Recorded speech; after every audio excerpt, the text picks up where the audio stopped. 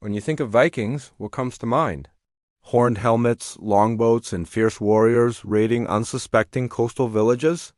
It's a powerful image, but what if I told you it's only a tiny piece of a much larger, more incredible story?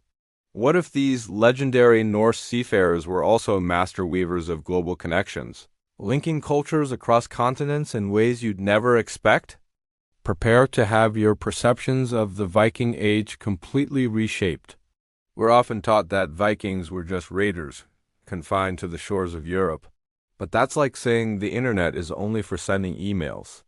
The reality is far more expansive and fascinating. The Viking Age wasn't just about raiding. It was about creating an incredible web of global connections that literally changed the world. So grab your virtual passport, because we're about to embark on a journey that stretches far beyond the longboats and deep into a hidden history of global threads spun by these intrepid explorers.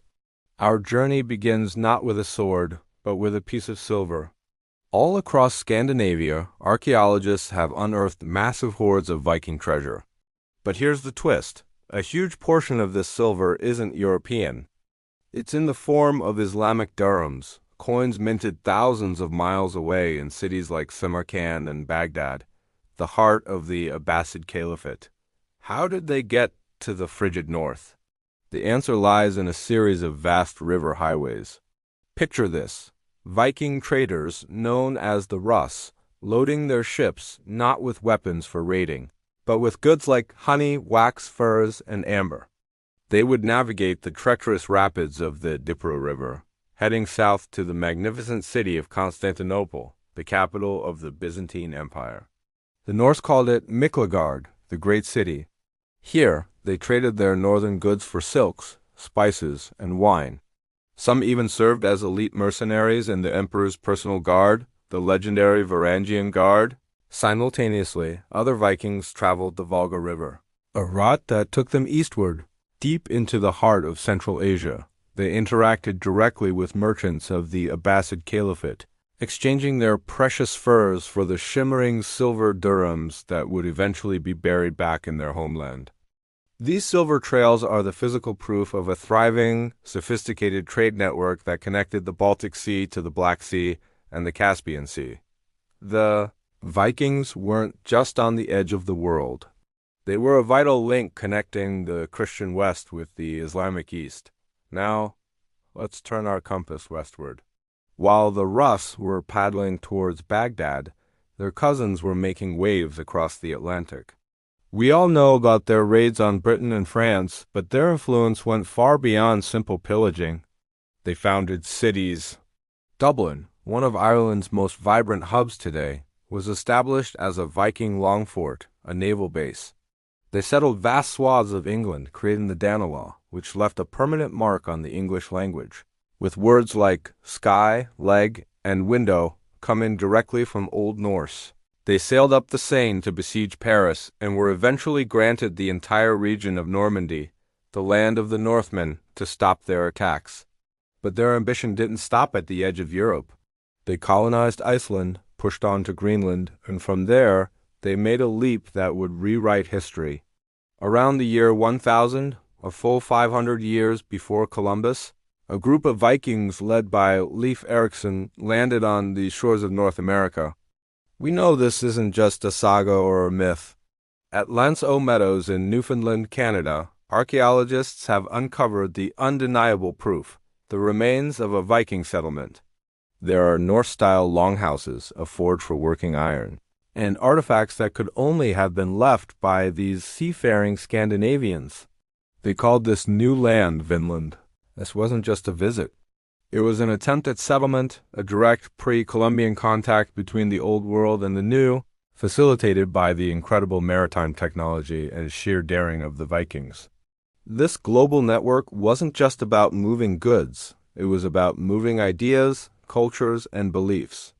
The artifacts they left behind tell a story of a surprisingly cosmopolitan society.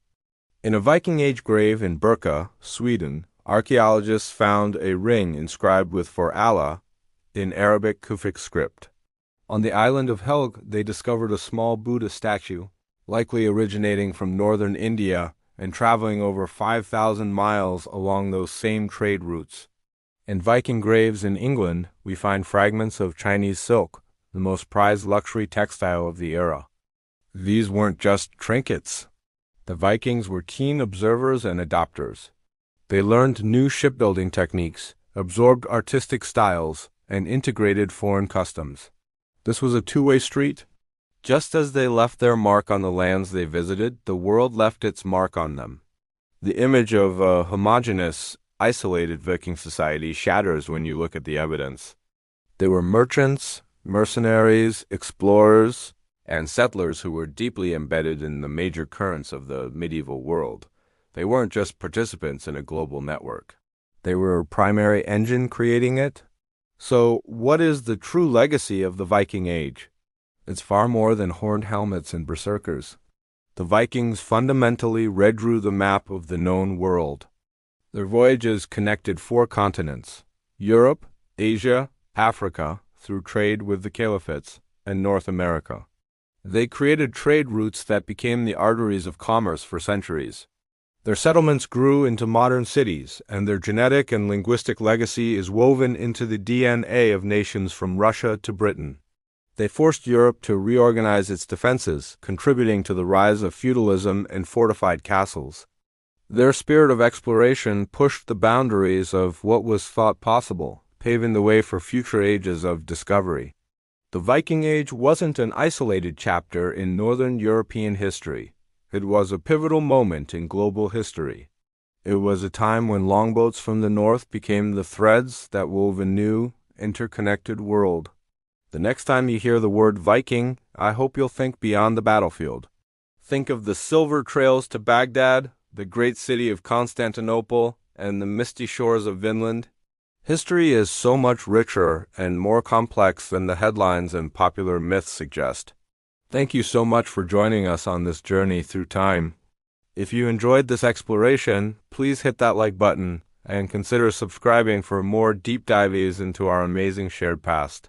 We'd love to hear your thoughts in the comments below. Until next time, stay curious,